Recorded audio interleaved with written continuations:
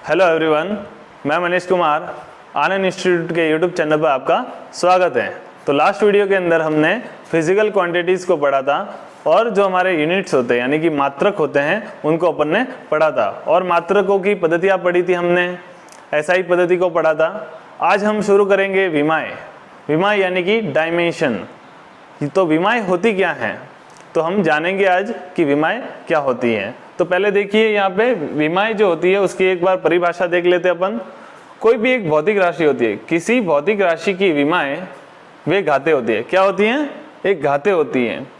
किसी भी भौतिक राशि की विमाएँ वे घातें होती हैं जो उस भौतिक राशि के व्युत्पन्न मात्रक प्राप्त करने के लिए मूल मात्रकों पर चढ़ाई जाती है। तो कहने का मतलब ये है, कोई भी एक भौतिक राशि होती है उसके व्युत्पन्न मात्रक को प्राप्त करने के लिए मूल मात्रकों पर जो घातें चढ़ाई जाती है वही क्या होती हैं? विमाएँ। तो विमाएँ जो हैं घातें होती हैं, मूल मात्रकों पर चढ़ाई गई घातें। तो जैसे हमारे पास राशियाँ होती हैं लंबाई, तो लंबाई को प्रदर्शित करने के लिए हमारे पास L होता है, द्रव्यमान के लिए M और समय के लिए T।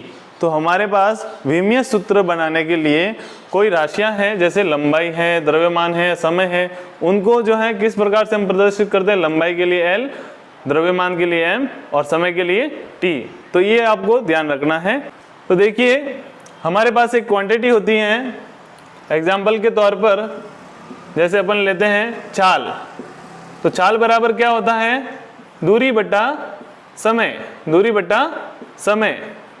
तो दूरी जो है एक प्रकार की लंबाई है, तो ये इसके लिए अपन L लिखेंगे और समय के लिए T। तो यहाँ से हमारे पास विमा क्या आ गई? LT-1। यहाँ पे L1 है और यहाँ पे T1 है, तो ये L1 T-1। अगर मैं आपसे पूछूं कि छाल जो है उसके अंदर लंबाई की विमाएँ कितनी है, लंबाई की विमाएँ कितनी है, तो लंबाई की विमाओं के लिए क्या लिखेंगे आप? 1। और समय की विमा पूछूं तो 1 है। यहाँ पे देखिए T की पावर कितनी? 1 है। अगर आपसे पूछा जाए कि चाल के अंदर द्रव्यमान की विमाएँ कितनी है, तो वो क्या है? 0। तो अपन जो है विमाओं को किस तरीके से लिखते हैं? देखिए विमीय सूत्र अपने पास होता है M-L-T। अब देखिए अपने पास यहाँ पे द्रव्यमान की कितनी है? 0, L1 और इसके लिए T-1। तो इस प्रकार से अपन किसी भी भौतिक राशि की विमाओं को ज्ञात कर सकते हैं। तो अब आप जान चुके होंगे कि जो विमाएँ होती है वो MLT जो होती है उस पर लगाई गई घातें होती है। ये यहाँ पे जो आपको A, B और C जो दिख रहा है वो बेसिकली है क्या? पावर्स जो है, ये पावर्स वो क्या होती है? विमाएँ होती है। ठीक है। तो अब अपन देखेंगे कि अलग अलग भौतिक राशियों की विमाएँ क्या होती हैं। तो अब अपन जानेंगे कि अलग अलग भौतिक राशियाँ जो होती है उनकी विमाएँ क्या होती हैं, देखेंगे। अब देखिए यहाँ पे अपने पास एक भौतिक राशि है दूरी। दूरी हो या लंबाई हो या विस्थापन, उसके लिए अपने पास जो विमा के रूप में अपन क्या लिखेंगे? L। क्या लिखेंगे? L। तो ये जो दूरी है या लंबाई है या विस्थापन है, इसके लिए क्या लिखा जाएगा? L। और L के लिए यहाँ पे 1, पावर कितनी है? 1। ठीक है। यहाँ पे आप इसको इस तरीके से लिख सकते हैं M की पावर 0, L की पावर 1 और T की पावर 0। तो कुछ नहीं है, बस यहाँ पे जो घातें हैं उसको अपन इस तरीके से MLT के रूप में व्यक्त कर सकते हैं कि भाई L के ऊपर कितनी घात है? 1। यहाँ पे द्रव्यमान दिख रहा है आपको? नहीं दिख रहा है, मीन्स यहाँ पे द्रव्यमान का इसमें 0 बार उपयोग हुआ है और समय उसके लिए भी पावर 0। अब देखेंगे क्षेत्रफल। क्षेत्रफल बराबर क्या होता है? लंबाई इंटू चौड़ाई, लंबाई इंटू चौड़ाई। तो लंबाई के लिए L और चौड़ाई ये भी एक प्रकार की लेंथ है, इसके लिए भी L। तो यहाँ से क्या हो गया? L²। तो विमा के रूप में अपन क्या लिखेंगे? M0, L2 और T0। तो ये अपने पास क्षेत्रफल की विमाएँ आ गई। अब देखिए थोड़ा मात्रक भी, अपन मात्रक की भी डिस्कस करते हैं। यहाँ पे अपने पास मात्रक क्या होगा इसका? मीटर। लंबाई के लिए मीटर, तो मीटर के लिए M लिखते हैं। अब यहाँ पे क्षेत्रफल के लिए आपको सबको पता ही है, मीटर स्क्वायर। ओके। आयतन के लिए अब देखिए आयतन जो होता है वो होता है लंबाई इंटू चौड़ाई इंटू ऊंचाई। तो यहाँ से देखिए L L और ये L, तो ये जो आधार समान है तो घातें जुड़ जाएगी, क्या हो गया L क्यूब। तो इस प्रकार से विमाएं क्या हो गई m0 L क्यूब और t 0। अगर आपको पूछ लिया जाए कि आयतन जो है उसके अंदर लंबाई की विमाएं कितनी है, तो अपन कह सकते हैं लंबाई की विमाएं कितनी है 3। और आपको पूछा जाए कि समय के लिए, तो समय की विमा क्या है 0। तो नेक्स्ट क्या है घनत्व। तो घनत्व बराबर आप जानते हैं द्रव्यमान बट्टा क्या होता है आयतन। क्या होता है द्रव्यमान बट्टा आयतन। तो द्रव्यमान के लिए मैंने आपको बताया था क्या लिखते हैं m, और आयतन के लिए L क्यूब। क्या लिखते हैं L क्यूब। देखिए यहाँ पे आयतन, आयतन के लिए क्या लिखेंगे L क्यूब। तो यहाँ से क्या हो जाएगा बोलो m1 L, ये देखिए L ऊपर आ जाएगी तो क्या हो जाएगी -3 और t 0। ओके, अब नेक्स्ट अपन देखते हैं वेग या चाल। वेग या चाल के लिए एक ही होती है। देखिए वेग बराबर हमें पता है विस्थापन बट्टा समय होता है, और चाल बराबर दूरी बट्टा समय। तो दूरी बट्टा समय, तो दूरी जो है वो एक लेंथ है, इसके लिए अपन L लिखेंगे। समय, समय के लिए t। तो यहाँ से क्या हो जाएगा बोलो LT -1, LT -1। तो और इसके लिए मात्रक जो है वो हो जाएगा मीटर पर सेकेंड, ऐसे लिख सकते हैं। ओके, तो वेग या चाल के लिए LT -1, ये हमें ध्यान रखना है LT -1। तो यहाँ पे अगर m की बात करें अपन, तो m कितना है 0 बार, तो m0 L1 और t -1। अब देखिए त्वरण वर्ड है यहाँ पे त्वरण। ये त्वरण क्या होता है वेग में परिवर्तन की दर, यानी जो वेग है वस्तु का वो समय के साथ कितना परिवर्तित हो रहा है, वेग में परिवर्तन की दर क्या कहलाती है त्वरण। ये गुरुत्वीय त्वरण है, यहाँ पे अभिकेंद्रीय त्वरण। तो फिलहाल तो हम जो है इन भौतिक राशियों की विमाएं ज्ञात कर रहे हैं। नेक्स्ट जो अपने जो चैप्टर आएंगे उसके अंदर हम इनको पूरा फुली डिस्कस करेंगे।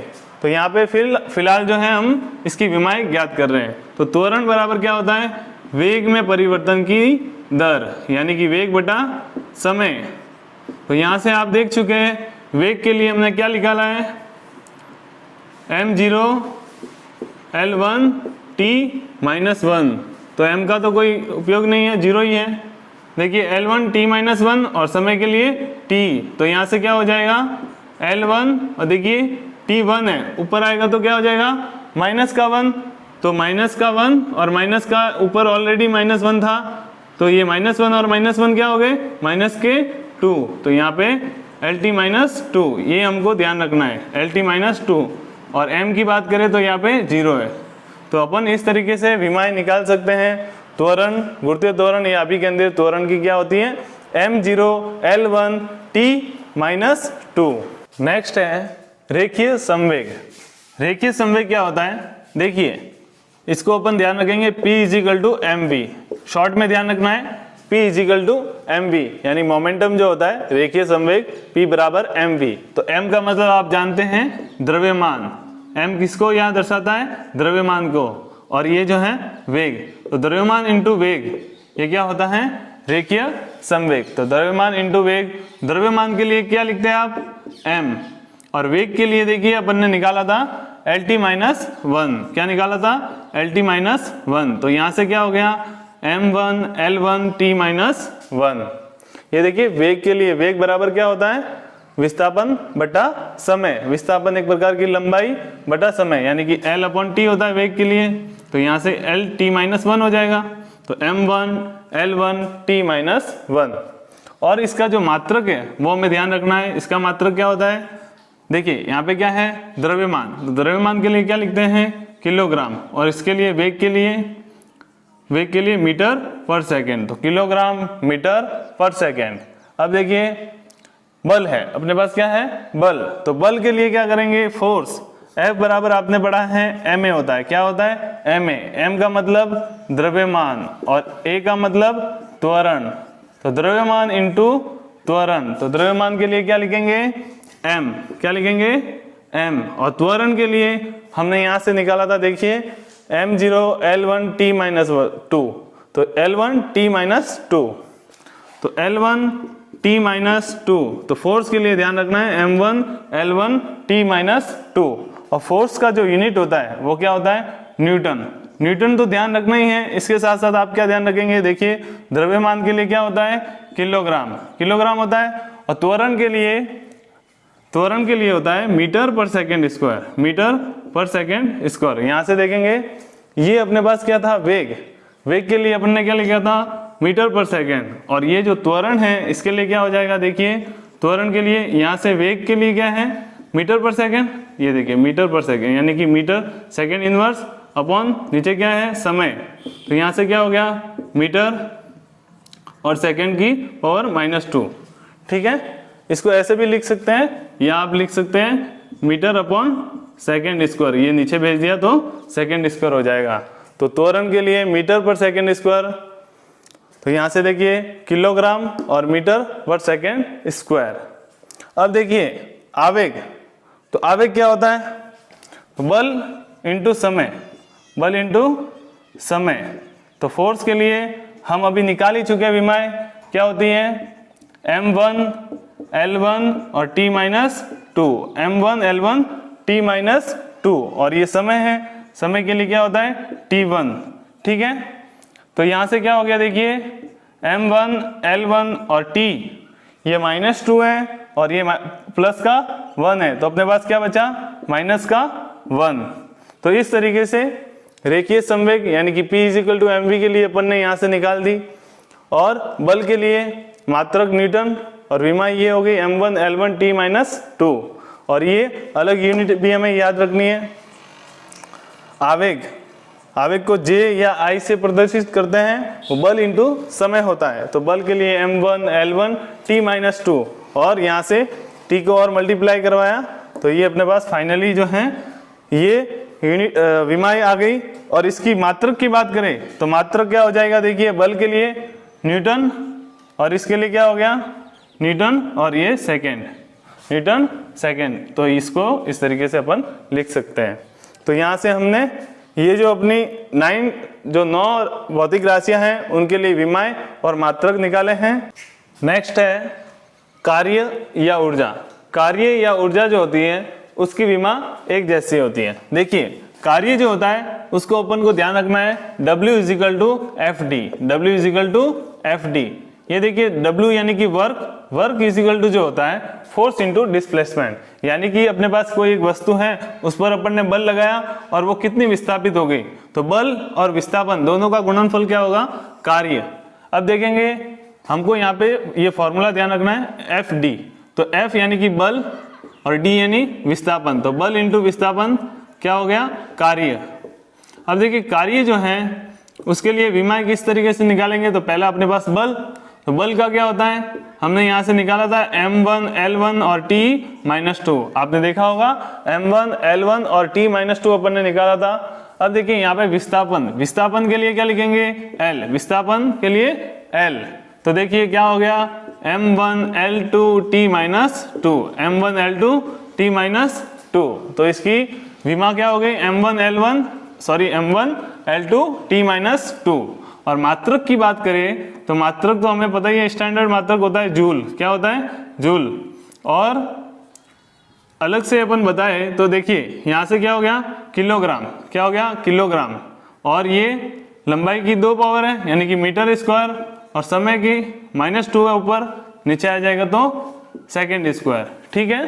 तो इस तरीके से अपन मात्रक भी निकाल सकते हैं। ये जो अपने व्युत्पन्न राशि है इसका मात्रक भी अपन निकाल सकते हैं। अब देखिए शक्ति, शक्ति यानी कि पावर, और कार्य करने की दर को क्या कहते हैं, शक्ति, तो वर्क अपॉन टाइम, यानी वर्क की अपन ने कितनी निकाली, देखिए यहाँ पे लिखते हैं कार्य बटा समय।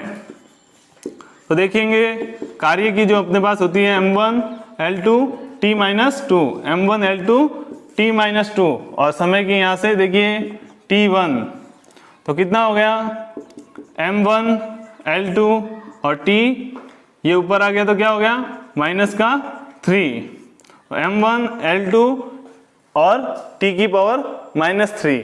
तो इस प्रकार से अपन ने कार्य, शक्ति और अलग अलग जो है भौतिक राशियां जो हैं अपने पास, उन सब की विमाएं निकाल ली। तो विमाओं के बारे में हम अच्छे से जान गए होंगे कि विमाएं आखिर में होती क्या है। तो कोई भी व्युत्पन्न जो मात्रक होते हैं उसको ज्ञात करने के लिए मूल मात्रकों पर जो घातें लगाई जाती है, यानी कि जो पावर लगाई जाती है जो मूल मात्रकों पर, जो a b c अपन जो घातें लगाते हैं वही क्या होती है, विमाएं। तो विमाएं क्या हैं, घातें हैं जो मूल मात्रकों पर लगाई जाती हैं। तो आपको यहाँ से क्लियर हो गया होगा कि विमाएं एक्चुअल में होती क्या है और अलग अलग जो भौतिक राशियां होती हैं उनकी विमाएं हम किस तरीके से निकालते हैं। तो आगे आने वाले जो वीडियो है उसके अंदर अपन देखेंगे जो अलग अलग इसके बाद में और भौतिक राशियां हैं उनकी विमाएं क्या होती हैं और विमाओं के हमारे लिए उपयोग क्या है, विमाओं की सीमाएं क्या हैं, वो हम जानेंगे। तो मिलेंगे नेक्स्ट वीडियो में। जय हिंद, वंदे मातरम।